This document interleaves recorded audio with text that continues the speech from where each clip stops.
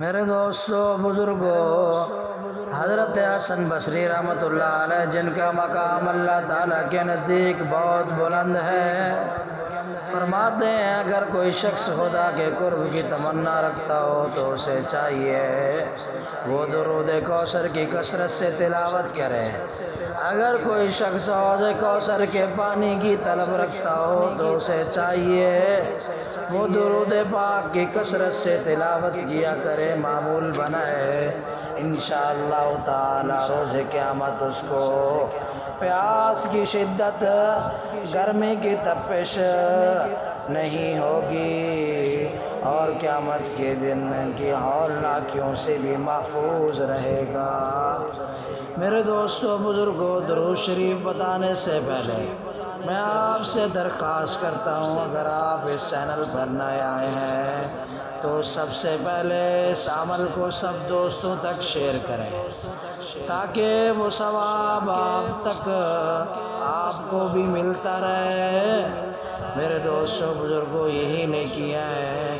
آج کل ہم گانے، فلمیں سب کچھ شیئر کر دیتے ہیں مگر نیکی کو ہم عام نہیں کرتے۔ میرے دوستوں بزرگوں، ایک درخواست آپ سے یہ بھی ہے کہ اگر آپ اس چینل پر نئے آئے ہیں تو اس چینل کو سبسکرائب کر دیں، لائک کر دیں اور شیئر کر دیں تاکہ ہر نئے آنے والی اسلامک ویڈیو پر وقت آپ تک پہنچ سکے۔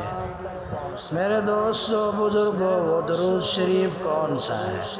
اللہم صلی علی سیدنا محمد فی الاولین وصلی علی سیدنا محمد فی الآخرین وصلی علی سیدنا محمد فی النبیین وصلی علی سیدنا محمد فی المرسلین وصلی علی سیدنا محمد فی الملأ الاعلی فی الملأ الاعلی الی یوم الدین۔